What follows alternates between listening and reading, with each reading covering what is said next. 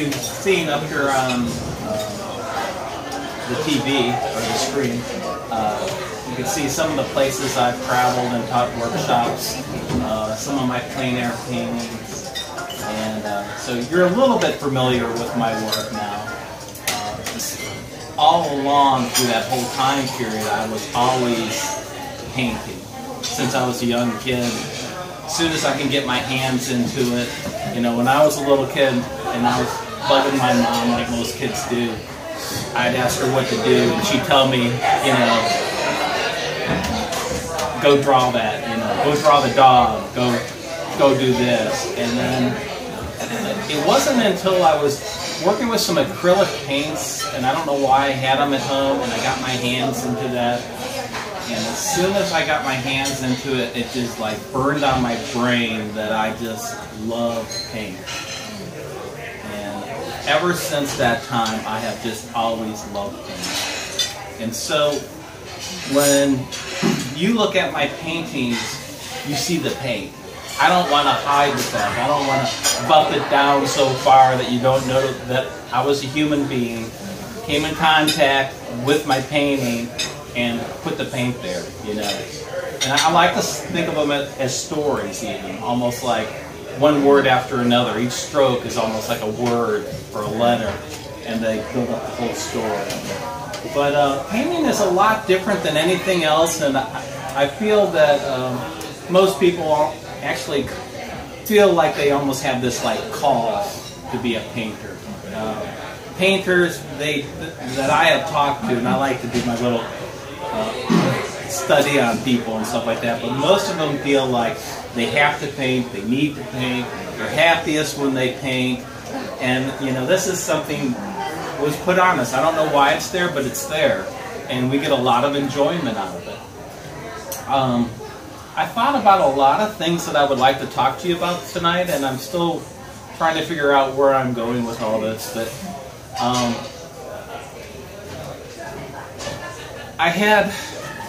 I've written a couple books, and one of the reasons I've written a number of books is I love teaching. And so you've seen a lot of, up here, some of the pictures of where I've taught, and I've taught across the United States, from Utah to the Hamptons, north and south. And you learn a lot when you teach. You know, anything you really want to learn well, teach it, and you'll learn it even that much better. So, besides having this passion, and one of you mentioned that you saw my video that was just on YouTube where we interviewed Henshi and a girl that painted under Henshi, that he was a great painter. He taught us about how to see, and he started his school, but he affected other people. And painting can be powerful like that when you do get into the role of teaching, that you can help to inspire and motivate people.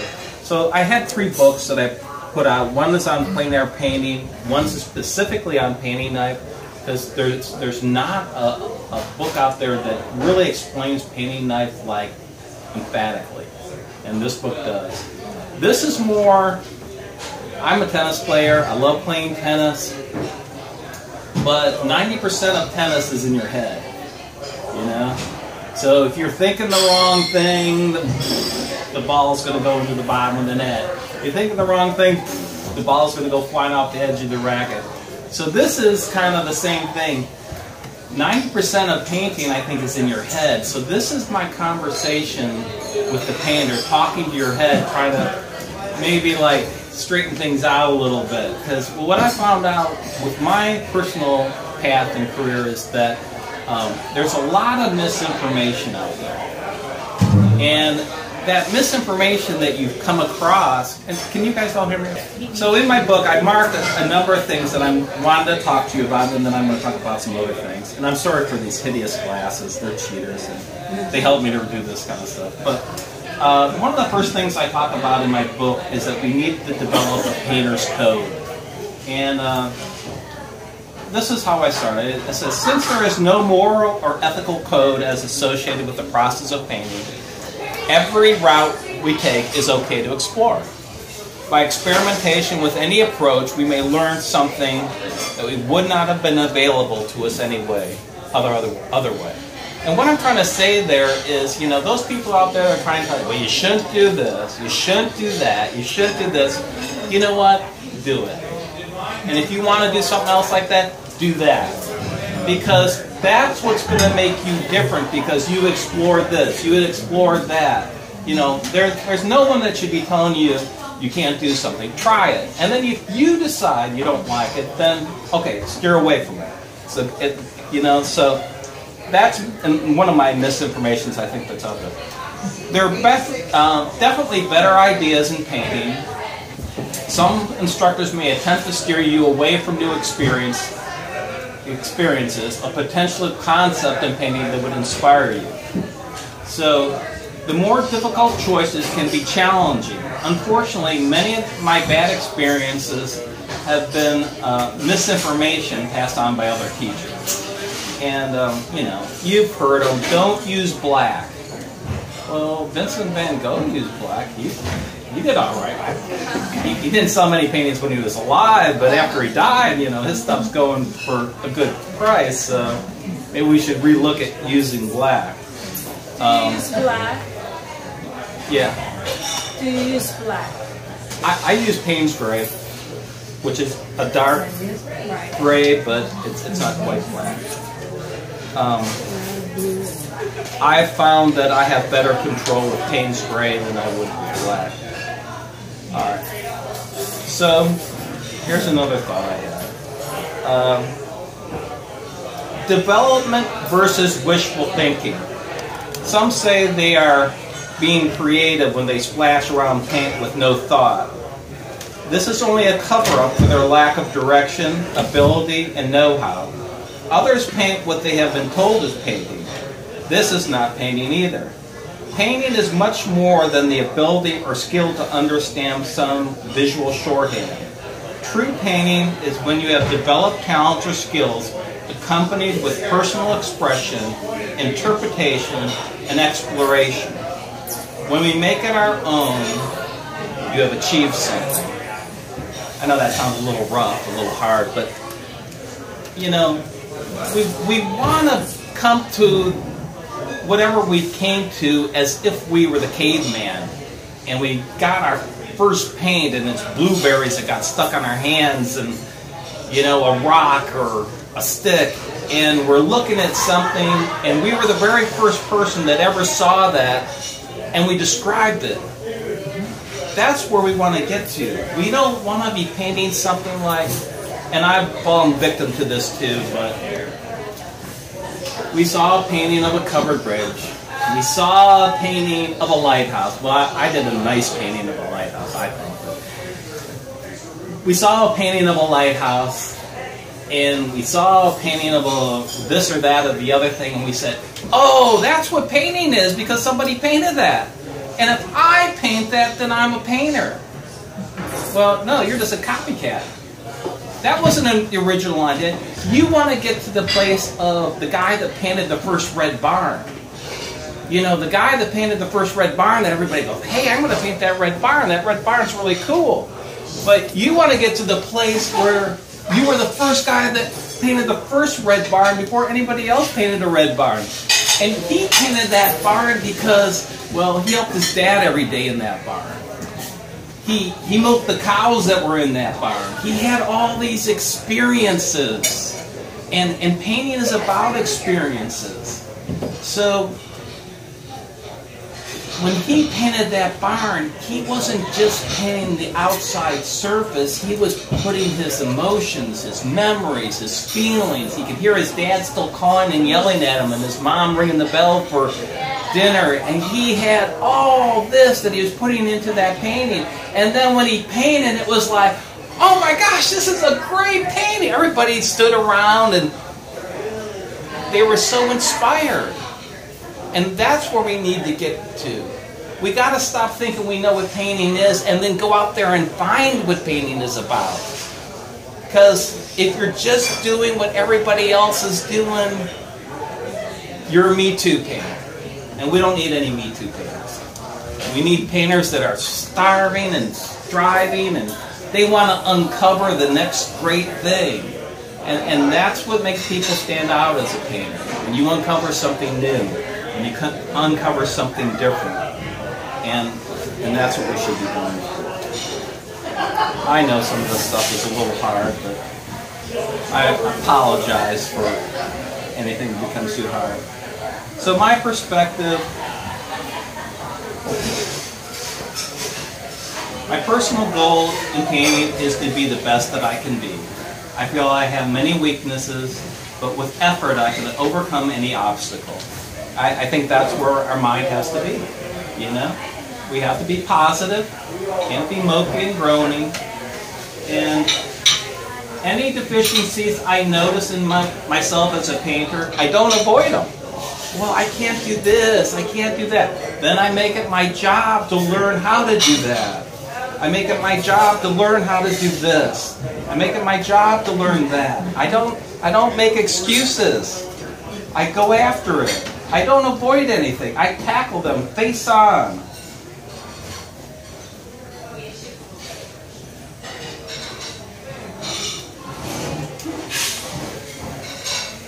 Does that make sense? Set individual goals. Work towards a goal or a target.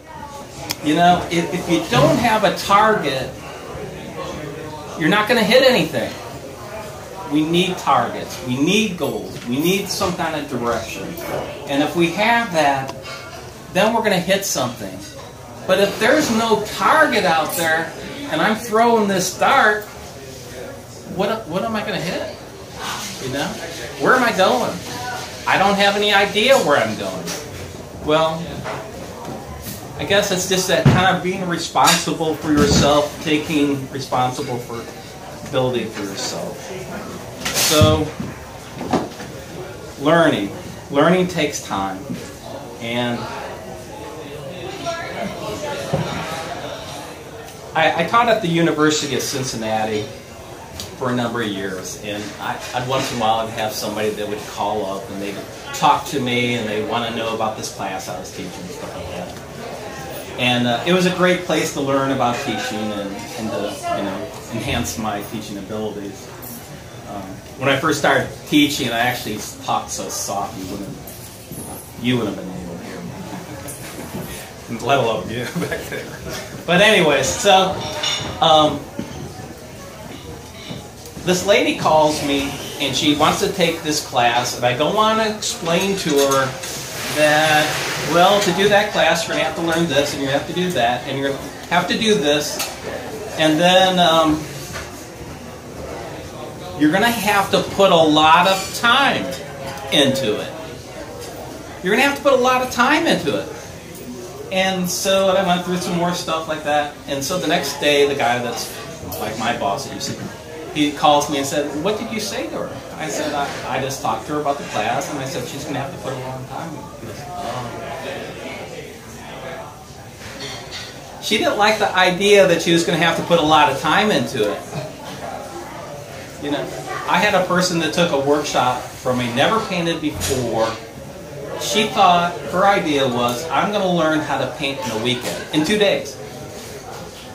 I mean, it took Rembrandt, Van Gogh, all these people an entire life to learn how to paint. But she's going to master it in 2 days because, you know, she masters everything in 2 days. But, so we can't, you know. So I'm just giving you a little bit of some stories, I guess, that will help you maybe in some ways understand what I ran into. All right, I have a few more things I've spotlighted here. Well, we kind of already talked about that, so that's good.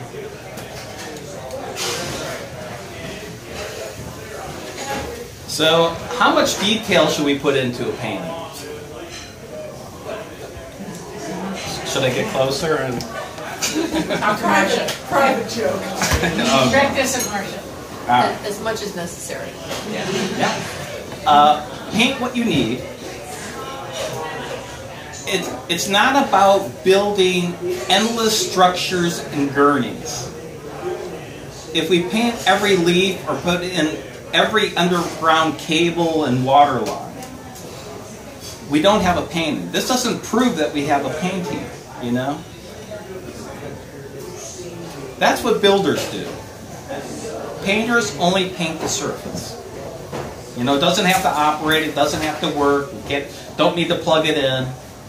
We're just showing what's on the surface.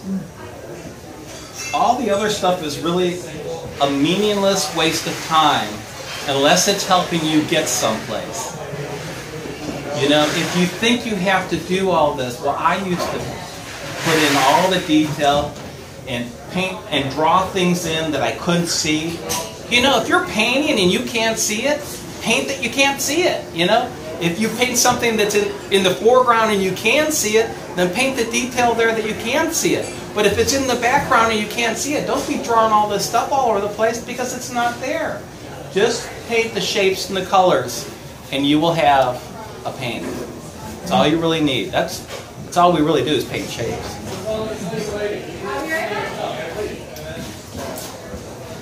Don't niggle.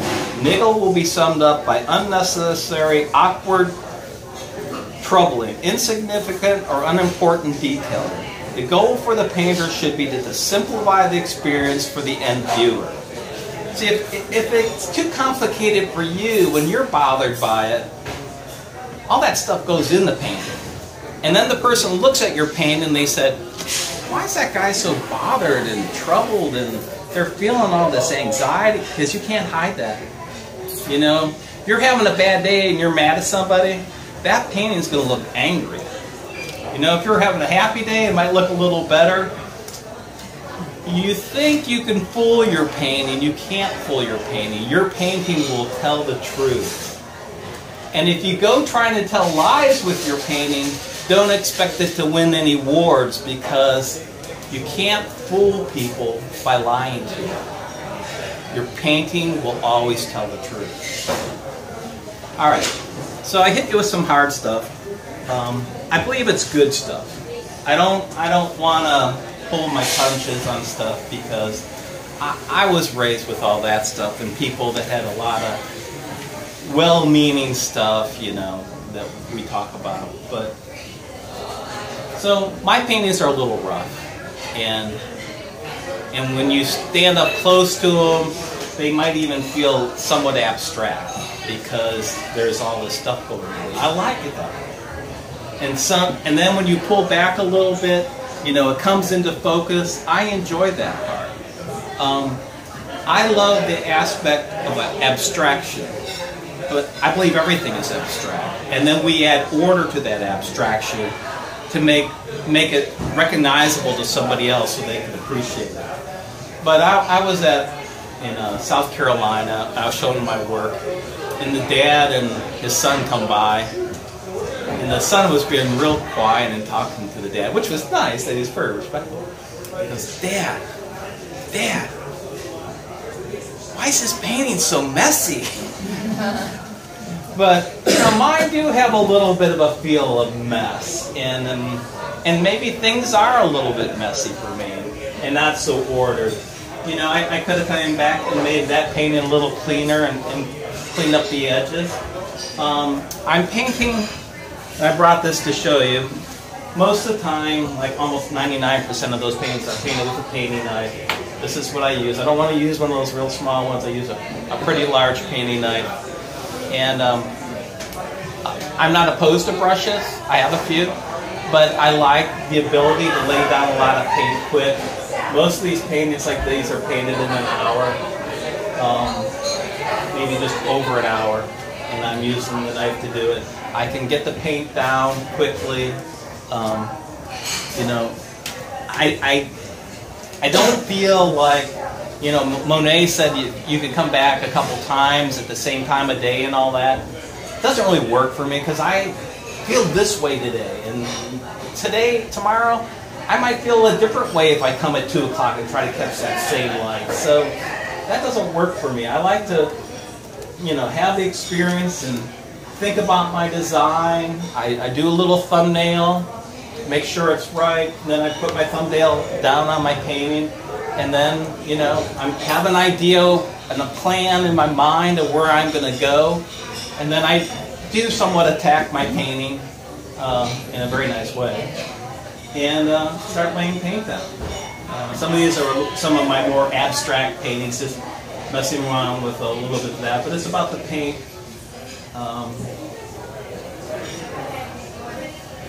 And, you know, there's a lot of people that like abstract paintings. So, be who you are when you paint, you know.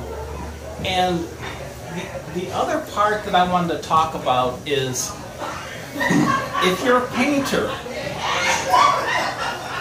you are part of this family of painters, okay? And when you talk to somebody else in your group, be nice to them. Treat them the way you want to be treated. Don't say things that will hinder their painting. Say things that will inspire and help them. I've had people in my classes, this one lady was about ready to cry. I paint on panels. I gesso panels and paint on panels. The masters painted on panels. They painted on wood, you know. She came back to me and she said, Daryl, somebody told me that real artists don't paint on panels. And she was just so heartbroken by that, you know. It was mean for that person to say that to her, but that's what went on.